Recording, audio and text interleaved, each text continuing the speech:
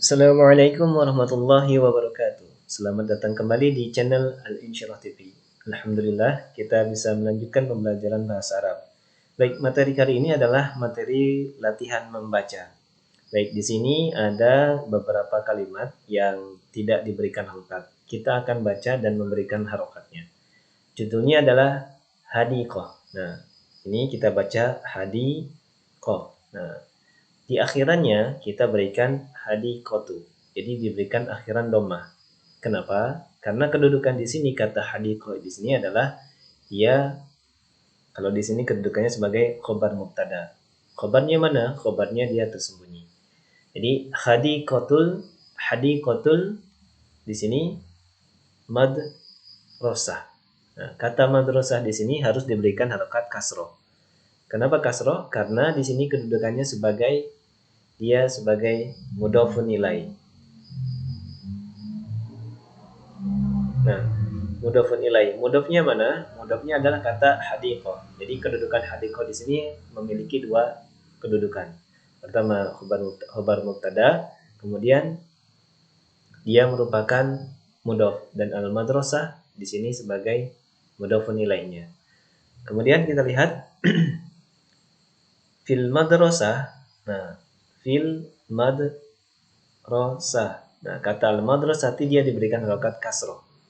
Kenapa? Karena diawali oleh harfu jar. Jadi setiap kata yang diawali oleh harfu jar, salah satunya di sini adalah fi, maka harus diberikan harokat kasroh. Fil madrasati hadiqah. Nah, kata hadiqah di sini harus didommah tahinkan. Kenapa dia didommah tahinkan? Karena kata hadiqah di sini berkedudukan sebagai mubtada muakhir.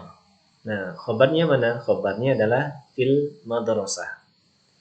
Oke, selanjutnya kita lihat al-hadiqah. Nah, ini berarti kita baca al-hadiqatu.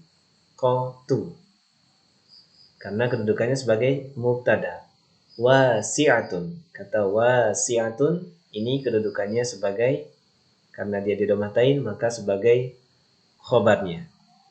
Selanjutnya fil hadiqati. Nah, ini jelas fil hadiqati asjarun. Nah, ini merupakan mubtada. Ini merupakan khobar. Khobarnya khobar muqaddam. Jadi khobar yang dikedepankan. Kemudian asjarun di sini sebagai mubtada. Mubtadanya mubtada muakhir.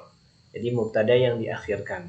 Jadi bisa kita buat asjarun fil hadiqah atau fil hadiqati asjarun. Kemudian wa azharun. Nah, ini merupakan kata azharun di sini dia mengikuti. Jadi ma'tuf ala asjarun, maka dia sama-sama diberikan harokat dhammah. Wa azharun katsiratun. Nah, katsiratun. Kata katsiratun di sini kedudukannya sebagai na'at dari kata azharun.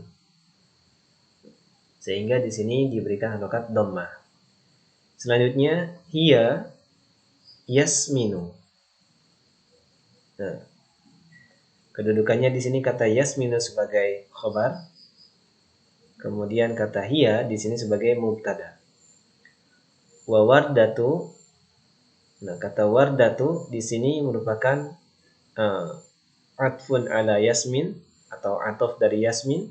Kemudian wazan bakun. Ini pun sama. Ini atfun ke kata yasmin. Maka dihadapkati dengan akhiran dhammah semuanya. Hadhihi syajaratun. Nah, kata syajaratun kita berikan harokat dhammah. Kenapa? Karena ini kedudukannya sebagai khobar. Mubtadanya adalah hadhihi. Kemudian al-burtuqal. Nah, kata al-burtuqal ini harus dikasroh. Kenapa harus dikasroh? Karena ini merupakan mudhof. Mudhofun ilaih. Nah, mudhofnya mana? Mudhofnya adalah kata syajaratun. Ini dia. Jadi syajaratul burtuqali. Kemudian asyajaratu. Nah, kita buat di sini asyajaratu karena ini kedudukannya sebagai mubtada. Kemudian kabiratun. Kabiratun. Nah, kabiratun di sini sebagai khabar. Kemudian wa hadhihi syajaratun, nah, sama. Kemudian al-inab, al-inab. Inab di sini kedudukannya sebagai ya mudhafun ilai. Mudhafnya adalah kata syajar. Kemudian wa syajarah ini juga sama, wa syajarah al-mauz. Nah, seperti ini.